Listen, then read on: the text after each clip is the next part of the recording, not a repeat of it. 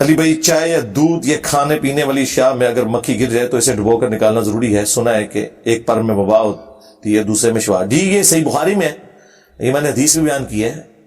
پچھلے رمضان کے اندر جب مفتی انیف قریشی صاحب حفظہ اللہ تعالی نے مجھ پہ کرٹیسائز کیا تھا اور خالد ابن ولید کے وہ زہر پینے والے واقعہ جو جعلی واقعہ ہے، ضعیف اور من گھڑت اسناد کے ساتھ اسے بیان کیا تھا، تو اس کو ریبٹل کرتے ہوئے میں نے اس حدیث کو بھی کوٹ کیا تھا کہ نبی علیہ السلام کتنی احتیاط کرتے ہیں کہ ایک مکھی کے پر میں شفا ہے، دوسرے میں وبا ہے، اور پہلے وبا والا وہ ڈالتی ہے تو تم اسے ڈبو کے نکالو اور شفا کے ذریعے وہ بیلنس ہو جائے۔ یہ صحیح بخاری کی حدیث ہے۔ وہ نبی آپ کو یہ اجازت دیں گے کہ بسم اللہ پڑھ کے زہر والا آپ پیالہ پی لو؟ یہ سب فراڈ ہے۔ تو میں نے اس میں بھی یہ حدیث بیان کی ہوئی ہے، وہ آپ دیکھ لیں، یہ صحیح بخاری میں۔ جس چیز کو آگ نے چھوا ہو وہ کھانے سے وضو لازم ہو جاتا ہے؟ جی پہلے تھا، یہ جو آپ حدیث لکھ رہے ہیں نا، یہ بخاری مسلم میں بھی ہے، صرف یہ مسئلہ نہیں ہے۔ بخاری مسلم میں وہ احادیث بھی موجود ہے کہ نبی علیہ السلام ہر نماز کے لیے الگ سے وضو کرتے تھے۔ پہلے حکم یہ تھا کہ ہر نماز کے لیے الگ سے وضو کرنا ہے، چاہے وضو آپ کا ہے یا نہیں ہے۔ پھر آپ علیہ السلام نے غزوہ خیبر کے موقع پر اور فتح مکہ کے موقع پر ایک وضو سے کئی نمازیں پڑھی، اور صحابہ کرام نے کہا یا رسول اللہ صلی اللہ علیہ وسلم آپ نے وضو کا اعادہ نہیں کیا، کیونکہ صحابہ ہی کرواتے تھے نا وضو۔ تو آپ نے فرمایا میں نے اسی لیے کیا ہے تاکہ میں تمہیں بتاؤں کہ اب یہ اللہ کی طرف سے نیا حکم یہ ہے کہ ایک وضو سے آپ کئی نمازیں پڑھ سکتے ہیں۔ اور اسی طریقے سے انہی حدیث میں آتا ہے کہ نبی علیہ السلام نے فتح مکہ کے موقع کے اوپر آگ میں پکی ہوئی چیز کھائی اور صرف کلی کی، وضو دوبارہ نہیں کیا۔ تو یہ منسوخ ہو چکا ہوا ہے حکم، اور یہ ناسخ و منسوخ انہی حدیث میں موجود ہے۔ اس کے لیے کسی مولوی صاحب سے پوچھنے کی ضرورت نہیں ہے۔ یہ آپ نے جو مسلم شریف کی حدیث لکھی ہے، اسے اگلی حدیث میں امام نبوی نے بقاعدہ چیپٹر باندھا ہوا ہے کہ یہ حکم منسوخ ہو چکا ہوا ہے۔ تو وہ ناسخ و منسوخ تو ہے، قرآن کے اندر ہے، تو اس میں کیوں نہیں ہے؟ قرآن میں جو ناسخ و منسوخ آیا ہے کہ پہلے حکم تھا کہ مرنے سے پہلے وصیت کرنا لازمی ہے، پھر سورۃ النساء میں اللہ تعالیٰ نے خود وراثت کے قوانین نازل فرما دیے، وہ آیات منسوخ ہو گئی۔ 5 ٹوٹل آیات ہیں قرآن کی جو منسوخ ہوئی ہیں، اور ان کی ناسخ آیات قرآن میں ہیں۔ ان 5 آیات کے پیچھے مولوی آپ کو 6,500 آیات نہیں پڑھنے دیتا، آلموسٹ۔ وہ جی پتہ نہیں اس دا پرانا حکم ہوئے، سرکار کسی نو نہیں، آج تک نہیں ہوا کہ قرآن میں یہ آیت پڑھ کے کہ نماز کے قریب مت جاؤ جب تم نشے کی حالت میں ہو، کسی مسلمان نے یہ رزلٹ نکال لیا ہو کہ نماز کے علاوہ نشہ کرنا جائز ہے۔ کبھی نکالا کسی نے؟ اور جو نشہ کر رہا ہے نا، اس نے بھی نہیں کبھی یہ رزلٹ نکالا، کیونکہ مسلمانوں کو پتہ ہے کہ یہ اس زمانے کی آیت ہے کہ جب نماز کے علاوہ شراب پینے کی اجازت تھی، اور بعد میں پھر وہ بھی اللہ تعالیٰ نے ختم کر دی، 4 سٹیجز میں شراب حرام ہوئی ہے۔ تو کیوں آپ رنگ میں بھنگ ڈالتے ہیں؟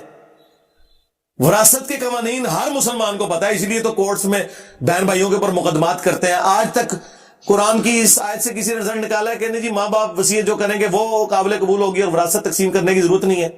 نہیں۔ اس طریقے سے قرآن میں پہلے حکم تھا اگر کوئی عورت بدکاری کرے تو اسے قید کر دو، یہاں تک کہ، اور قید یعنی قید خانے میں نہیں، گھر میں رکھو یہاں تک کہ وہ مر جائے یا اللہ تعالیٰ کوئی اور حکم نازل فرمائے۔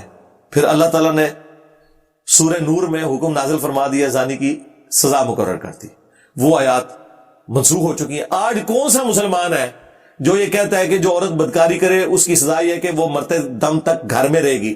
سب کو پتا ہے کہ اسلامی سزا اس کی یہ بنتی ہے۔ اس طرح قرآن میں آیا تھا کہ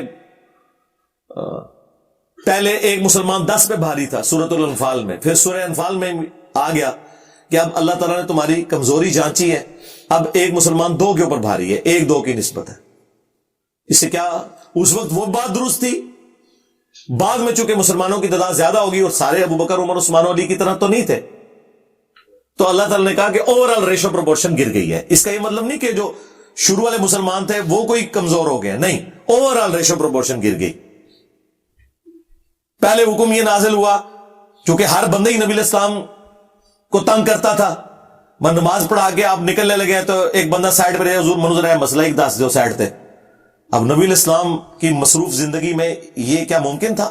تو اللہ تعالیٰ نے فرمایا کہ اب جس نے نبی علیہ السلام سے کوئی مسئلہ پوچھنا ہے نا، وہ اللہ کی راہ میں پہلے خیرات کرے گا کچھ مال، پھر وہ سوال پوچھے گا۔ ظاہر ہے جب جیب ڈھیلی کرنی پڑے پھر بندہ مفت سوال تو نہیں کرتا، پھر اللہ تعالیٰ نے بعد میں اس میں تخفیف فرما دی، اور پھر حکم نازل ہوا کہ نہیں، کہ تمہارے لیے اب مشکل لگ رہا ہے تمہیں، تو ٹھیک ہے اب تمہیں اجازت ہے، لیکن اس وقت تک صحابہ کرام ایٹیکیٹس سیکھ چکے ہوئے تھے۔ تو اس طرح ناسخ و منسوخ کی جو آیات ہیں وہ قرآن میں موجود ہے کہ پہلے یہ آیت نازل ہوئی، اس کے بعد یہ حکم نازل ہوا، اور پھر اس طریقے سے اللہ تعالیٰ نے معاملات کو سیٹل کر دیے۔ ازواج مطہرات اپنے بالوں کو کان کے نچلے حصے تک کاٹتی تھیں، صحیح مسلم، جی میں نے بیان کیا ہوا۔ اب یہ اس کو نچلے حصے سے مراد شولڈر تک ہے، یہ ظاہر محاورتاً ایک بات ہو رہی ہوتی ہے نا، شولڈر تک، اس کے اوپر تو نہیں کاٹ سکتی تھی، وہ تو بخاری میں حدیث ہے، ان مردوں پہ لعنت جو عورتوں کی مشابہت کریں، ان عورتوں پہ لعنت جو مردوں کی مشابہت کریں۔ اس زمانے میں کوآرڈینیٹس کے ساتھ احادیث بیان نہیں ہوتی تھی، اندازے سے ہوتی تھی۔ ایون آپ بخاری مسلم دیکھیں، نبی علیہ السلام کی عمر مبارک آپ کو بعض صحابہ کہیں گے 60 سال، بعض کہیں گے 65 سال، بعض کہیں گے 63 سال۔ اب یہ تینوں قول ہیں بخاری مسلم میں، تینوں درست ہیں۔ ایگزیکٹلی آپ کی جو عمر مبارک ہے وہ 63 ایئرز ہے، وہ بھی لیونر ایئرز کے اعتبار سے۔ ہم سولر ایئرز کے اعتبار سے دیکھیں تو 61 ایئرز ہے۔ اب 63 کو اگر راؤنڈ آف کریں نا ایک طرف تو موٹا سا آپ بولیں گے 60 سال۔ جس طرح 3:40 ہوئے ہوں تو آپ کیا بولتے ہیں 3:45 ہوئے، تو کیا ایگزیکٹ 3:45 ہوئے ہوتے ہیں؟ راؤنڈ آف کرتے ہیں نا۔ اور 3:35 ہوں تو آپ کہتے ہیں 3.5۔ لیکن ایگزیکٹ اگر سوئی سینٹر میں آئے تو 3.5 بھی کہہ سکتے ہیں اور 3.45 بھی کہہ سکتے ہیں۔ تو وہ 63 میں جب پہنچی نا، کچھ صحابہ نے اسے راؤنڈ آف کر کے 60 بیان کیا، اور کچھ نے دوسری طرف راؤنڈ آف کر کے اسے 65 بیان کیا، اور یہ باقاعدہ پوری بحث امام بخاری نے کی ہے۔ اور انہوں نے کہا کہ 63 ایئرز جو ہے نا یہی ایج ہے۔ تو اس طریقے سے یہ جو آپ نے سوال پوچھا، تو اس طریقے سے یہ جو ذکر ہے نا کہ وہ کانوں کے نچلے کناروں سے کٹوا دیتی تھی، مراد یہ نہیں کہ ایگزیکٹ انہوں نے آپ کے یہاں سے کاٹا، یہ کان کے قریب، یہ وہ ایک سائڈ کا کہا گیا، شولڈرز تک ہے۔ عورت شولڈر کے نیچے نیچے کٹوا سکتی، اس سے اوپر نہیں، اور مرد اپنے بال اس سے اوپر رکھے گا، نیچے نہیں کر سکتا۔